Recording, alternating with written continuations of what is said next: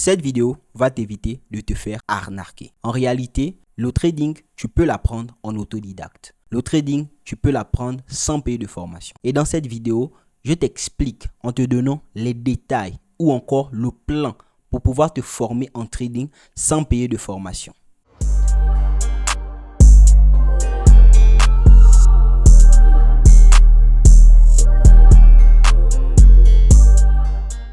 Je fais une vidéo où j'expliquais que tu te fais arnaquer aujourd'hui par les traders formateurs car ils te vendent du contenu gratuit. C'est-à-dire du contenu que tu peux trouver gratuitement dans les livres et sur YouTube et qui n'est pas nécessaire de t'acheter une formation. Il était légitime pour moi de faire la seconde vidéo liée à celle-ci qui explique le plan pour pouvoir se former sans payer de formation. Car en réalité, lorsque tu ne payes pas une formation, l'argument que donnent les traders formateurs, c'est le fait que tu vas perdre du temps. Mais si tu as le plan pour pouvoir suivre ta formation en autodidacte, je pense que tu ne vas pas perdre du temps. Tu vas apprendre ce qui est nécessaire et ce qui est obligatoire et tu auras des résultats. C'est pourquoi j'ai fait cette vidéo où je vais donner le plan, ce qu'il faut apprendre, ce qui est nécessaire à apprendre. Donc, il est important que tu likes. Tu t'abonnes premièrement, tu actives la cloche de notification, tu likes la vidéo et ensuite tu la partages à un frère, ami et connaissance. Il est important que tu le fasses tout simplement pour aider également cette personne qui est nécessairement, je crois, dans le besoin. Et de surcroît, il y a un bonus que je vais te donner à la fin de cette vidéo. Le bonus qui m'a permis moi de devenir rentable en trading. Vraiment, c'est à la fin de la vidéo. C'est un bonus incroyable. Vraiment, je n'étais pas rentable en trading. J'ai stagné. Et ce qui m'a permis de passer le cap de la rentabilité, c'est un petit truc. Je vais te donner à la fin de la vidéo. Donc, assieds-toi. Prends le temps de la regarder jusqu'à la fin. Je l'ai fait spécialement pour toi, pour t'aider. Donc, vraiment, ce sera vraiment généreux de la regarder jusqu'à la fin. Alors, nous sommes sur notre écran. On va aller très vite, d'accord? Donc, prends le temps vraiment de écouter. S'il te faut recommencer la vidéo, prends le temps de recommencer, prends des notes, c'est important. Ne regarde pas juste les vidéos YouTube, surtout pour le trading éducatif, sans prendre des notes. Alors, on va commencer rapidement. La première chose, c'est les barrières limitantes. En tant que trader ou quelqu'un qui souhaite apprendre le trading, il est important que tu puisses casser les barrières limitantes, changer ton mindset. Ça commence par quoi? C'est croire qu'il est possible de te former seul, sans pourtant payer de formation. Et que tout est disponible dans les livres et sur YouTube. Ça va énormément t'aider. Ensuite, penser que tu peux apprendre seul est une erreur. Il faut savoir t'inspirer des autres. En réalité, il y a des personnes qui sont très bornées, qui ne veulent pas apprendre ou encore qui pensent pouvoir créer leur stratégie ou encore créer leur logiciel ou leur robot qui va leur permettre de devenir riche. S'il te plaît, arrête ça. Ça va te faire perdre du temps. Il n'y a pas vraiment, tu ne vas pas créer quelque chose de nouveau. Inspire-toi de ceux qui sont déjà là. Et c'est ce que moi je faisais dans mes débuts. Je m'inspirais des documentaires, je m'inspirais des films, je m'inspirais du contenu sur YouTube, je m'inspirais des influenceurs américains et autres. Je regardais les traders, ceux qui explosent dans le domaine, qu'est-ce qu'ils font, quels outils ils utilisent. Vraiment, même si tu ne payes pas de formation, il est important au moins que tu regardes à ceux-là. Arrête d'être borné. Ça va juste te faire perdre du temps. Ensuite, il n'existe pas de stratégie miracle. Il n'existe pas des indicateurs miracles. Il n'existe pas une formation miracle qui va transformer ta vie. Je peux te rassurer, tous ceux qui achètent des formations, sur 1000, sur 100 personnes qui achètent une formation, un est rentable. Je te rassure. Et il n'est pas rentable à cause de la formation. Je peux te rassurer. Bref, je ne vais pas rentrer dans les détails. Et après avoir changé ton mindset, le fait que tu crois que c'est possible, il faudra maintenant que tu puisses apprendre. La première chose que tu dois apprendre, c'est les prérequis ou encore les bases du trading. C'est quoi le trading? C'est quoi le trading des cryptos? C'est quoi le trading du forex? C'est quoi le trading d'indices? C'est quoi le trading des matières premières? Mais je vais te donner rapidement une petite définition. Le trading, c'est tout simplement le commerce. C'est le fait d'acheter ou de vendre. Acheter, c'est prédire que le marché va prendre de la valeur. Vendre, c'est prédire que le marché va baisser. Tu dois connaître tout cela. Ensuite, tu dois connaître les styles de trading. Il y a le scalping, le day trading, le swing trading, investissement à long terme. Scalping, c'est vraiment rapide. Day trading, c'est tu te mets des positions une journée, ensuite tu coupes. Swing trading, c'est le trading qui te prend généralement plus, c'est un peu plus long terme, c'est-à-dire tu peux trader 2 jours, 3 jours, une semaine. Voilà. Le long terme, c'est vraiment investissement long terme. Tu mets un trade et tu laisses ça tourner pendant des mois. Voilà. Ensuite, tu dois te focaliser sur la compréhension de tous les termes. C'est quoi un graphique? C'est quoi les pips? C'est quoi les lots? C'est quoi le spread? C'est quoi une devise? C'est quoi une monnaie? Bref, tu dois apprendre tout cela. C'est important que tu puisses apprendre cela. Ne cours pas vers les stratégies. Ne cours pas vers faire de l'argent. Vraiment, assieds-toi. Moi, quand j'ai débuté, j'ai d'abord voulu courir près à regarder les stratégies appliquées. Je perdais de l'argent. Qu'est-ce que je fais? Je me suis acheté un cahier, un gros cahier. Je prends un stylo, je fais comme si c'était l'école. Je commençais à apprendre les bases. J'ai ouvert les livres. J'ai téléchargé les livres gratuits sur Internet. Tu peux me DM sur Instagram. Je vais te donner les livres qui m'ont beaucoup aidé, tels que la Bible des chandeliers japonais. C'est vraiment un banger. Ensuite, tu devras maintenant apprendre les outils. Quels sont les outils indispensables? Tu as MetaTrader 5, tu as le broker, tu as TradingView, tu as apprendre à bien utiliser ces différents outils. Voilà, donc comment lier ton broker à MT5. En vrai, je ferai une vidéo sur ça. Comment utiliser ton broker avec MT5, etc. Comment connecter. Parce qu'il y a des personnes débutantes qui m'écrivent, qui me demandent comment connecter, etc. Voilà, donc on le fera, ne vous inquiétez pas. Ensuite, donc, tu dois t'abonner, hein, active la cloche de notification et like la vidéo. Ensuite, je t'ai dit que le trading, c'est le fait d'acheter et de vendre. Prédire que le marché va prendre de la valeur ou encore déterminer si le marché va perdre de la valeur. Donc, on utilise deux types d'analyse pour le faire. Oui, l'analyse, tu écoutes bien. L'analyse technique et l'analyse fondamentale. Ne t'inquiète pas, ce sont juste des mots. Tu vas comprendre ça au fur et à mesure. Donc, vraiment, c'est pas difficile. Voilà, l'analyse technique et l'analyse fondamentale, en résumé, ça te permet de déterminer si à ce moment je dois acheter, si à ce moment je dois vendre, si actuellement la majorité des personnes achètent ou si actuellement la majorité des personnes vendent. Voilà, vraiment je t'explique avec des mots simples, faciles. Je ne te parle pas de l'offre et la demande, tous les tralala. Vraiment là je pense que tu comprends. Dis-moi en commentaire si tu comprends. Vraiment, le but, c'est que tu puisses comprendre. Dis-moi en commentaire si tu comprends. Mais ne vous inquiétez pas, je ferai une vidéo à part entière sur l'analyse technique. Et également, une autre vidéo à part entière sur l'analyse fondamentale. Ce sont des sujets importants et il est important qu'on puisse parler de ça séparé. Il existe plusieurs types d'analyse technique. Il existe le price action, il existe ICT, SMC. Moi, j'ai testé SMC et le price action. Vraiment, j'ai essayé de tester les deux. Mais moi, ce qui m'a plu énormément, c'est le price action. Donc, je suis resté sur ça. Et vraiment, moi, en tant que débutant, je lisais des livres. Également, les documentaires et les films. Vraiment, je me suis focus sur les graphiques là. Sur les graphiques. Je ne regardais pas les films là pour regarder. Je regardais les graphiques. Quels sont les outils qu'ils utilisaient et autres. Bref, je remarquais des supports, des résistances, des trendlines et j'ai choisi de faire le price action. Voilà, parce que c'est la méthode la plus répandue dans le monde. Il y a des livres sur le sujet. Je n'ai pas encore vu des livres sur ICT ou SMC. Désolé, vraiment, ceux qui font ce type de trading, je ne sais pas si vous avez vraiment des... Moi, je me dis que si tu veux réussir dans quelque chose, rassure-toi que la grande majorité des personnes le font. Tu ne vas pas faire quelque chose que... Voilà, bref. Ensuite, il y a des indicateurs efficaces. D'accord? Je ne vais pas te parler de tous les indicateurs qui existent. Je vais te donner les plus efficaces. Ceux qui utilisent les traders institutionnels ou encore les traders professionnels. Voilà. RSI, VWAP, moyenne mobile, Fibonacci, volume profile. Il y a aussi le carnet d'ordre. Bref, ce sont les outils d'analyse technique les plus efficaces. Je peux te le rassurer. Il n'existe pas plus efficace que ça.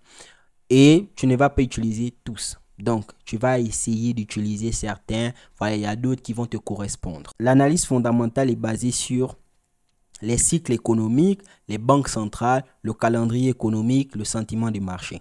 C'est sur ça qu'est basée l'analyse fondamentale. Je vais rapidement t'expliquer un peu. C'est vrai, je ferai une vidéo sur le sujet, mais je t'explique rapidement. En gros, les cycles économiques, il en existe 4. Premier, l'inflation. Deuxième, le pic. Troisième, la récession. Et quatrième, le creux. Le pic et l'expansion, c'est tout simplement les phases là où l'économie se porte bien. Le pic, l'économie est vraiment au sommet. Au contraire, il y a le creux et puis la récession. Là, l'économie est faible, l'économie ralentit. Donc, par rapport à cela, les banques centrales vont pouvoir agir. Lorsque l'économie se porte bien, tout marche à merveille, il y a un problème. Il y a ce que l'on appelle l'inflation. L'inflation, c'est un problème. C'est quoi l'inflation? Je te donne ça en quelques mots. L'inflation, simplement, c'est lorsque les choses deviennent chères. C'est normal que les choses deviennent chères lorsque l'économie se porte bien. Les gens ont les gros salaires, les entreprises embauchent, etc. Donc, les téléphones deviennent plus chers, les maisons deviennent plus chères. Et ça, c'est un problème pour la banque centrale ou c'est un problème pour l'économie. Donc, la banque va agir avec des politiques monétaires et à ce moment-là, l'économie va ralentir. Bref, c'est juste des choses comme ça. Et ensuite, lorsque l'économie se porte mal, la banque va aussi agir en utilisant les taux d'intérêt pour pouvoir relancer l'économie. On fera une vidéo, vraiment, c'est passionnant et c'est intéressant. Ensuite, il y a le calendrier économique. C'est pourquoi on regarde le calendrier économique. On regarde le calendrier économique tout simplement pour pouvoir déterminer en quelle période nous sommes, en quelle phase nous sommes. Si on a un beau PIB, ça veut dire que l'économie se porte bien. Si on a un mauvais PIB, ça veut dire qu'on commence à ralentir. Si les données de l'emploi sortent et c'est positif, il y a plus d'emplois, ça veut dire qu'on est bien, l'économie se porte bien. Donc, vraiment, c'est pas lorsque le calendrier, l'annonce économique sort rouge qu'il faut vendre, sort bleu qu'il faut acheter. C'est plus profond que ça. On fera des vidéos explicatives. Ensuite, il y a ce qu'on appelle le sentiment de marché. Le sentiment de marché est déterminant. On fera une vidéo sur le sujet.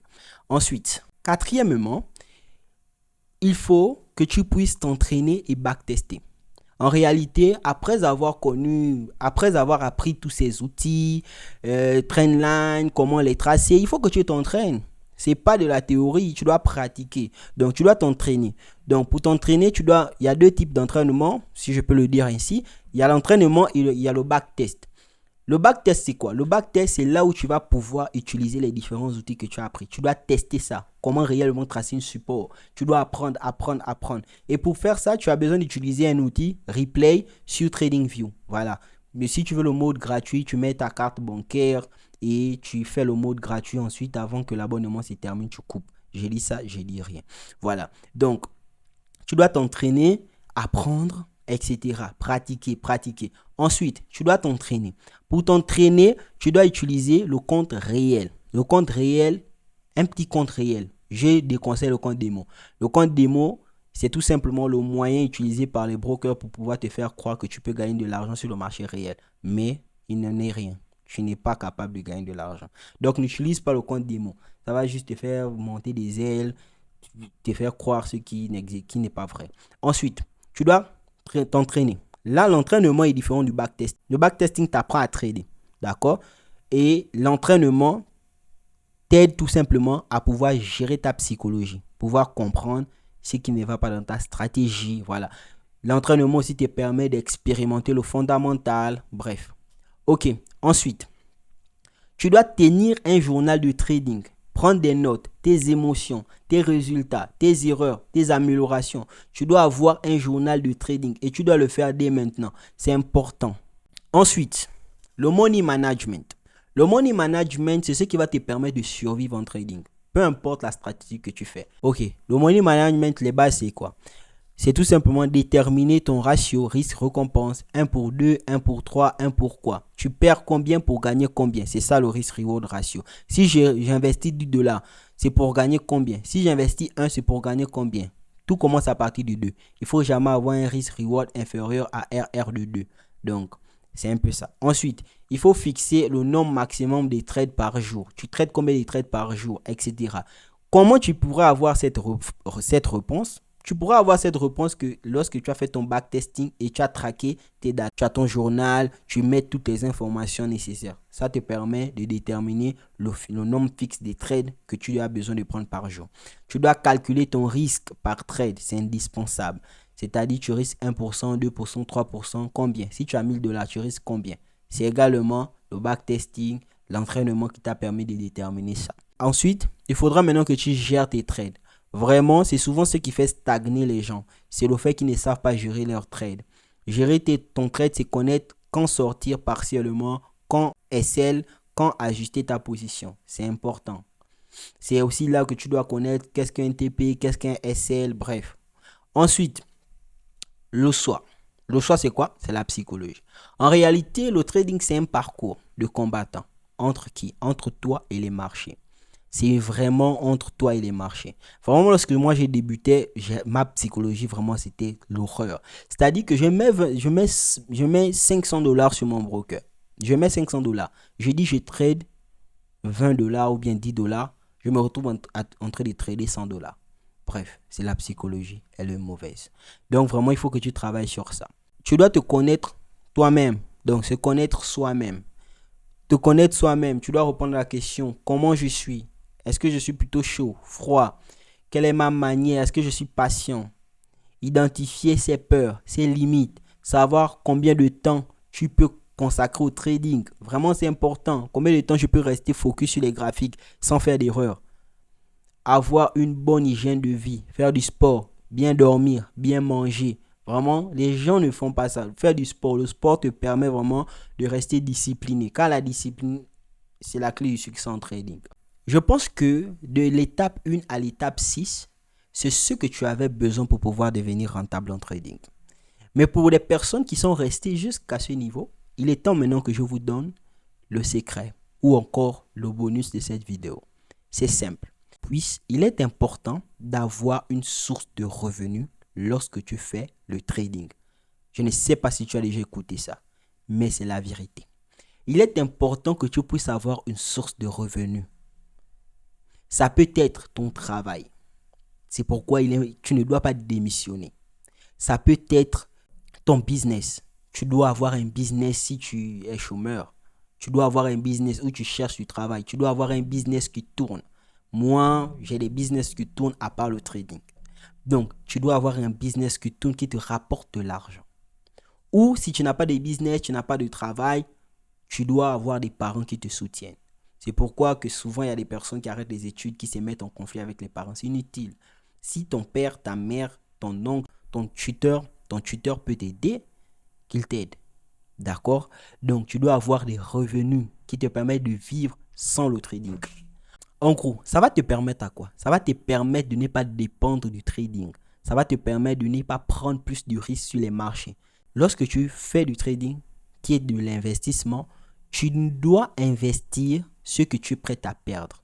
Pour investir une somme que tu es prêt à perdre, il faudrait que tu ne manques de rien. C'est-à-dire que tu ne manques pas à manger les premières nécessités, d'accord? Manger, dormir, se loger. Avoir de l'argent pour pouvoir t'acheter une crème, le parfum, etc. Tu ne dois pas manquer de ça. Ça, c'est les bases. Ensuite, le reste d'argent qui te reste que tu peux perdre, c'est ce que tu investis dans le trading. C'est pourquoi je t'explique que lorsque tu apprends le trading et tu fais du trading, tu dois avoir une source de revenus. Vraiment, c'est indispensable. Et si tu as ça, je peux te rassurer, tu vas exploser, tu vas faire des résultats, tu vas faire de l'argent. Car l'argent que tu vas mettre sur les graphiques, c'est l'argent que tu es prêt à perdre. Donc, tu seras capable de faire un swing trade, de laisser courir ton trade, de laisser courir tes gains, etc. Mais si ce n'est pas ton argent, etc., tu es parti emprunter pour pouvoir faire du trading, tu ne peux pas avoir les résultats. Si ce n'est la chance, mais une fois, deux fois, trois fois, tu vas te retrouver en prison. Donc, c'est un peu ça. J'espère que cette vidéo t'a plu, elle t'a vraiment aidé. L'objectif, c'était que tu puisses, après cette vidéo, te lancer étape par étape dans l'apprentissage du trading en autodidacte. J'espère que je suis arrivé au bout et je puis vraiment te donner cette motivation et te donner ce plan. Donc, si tu veux rejoindre mon groupe privé, n'hésite pas en description, c'est sur Telegram.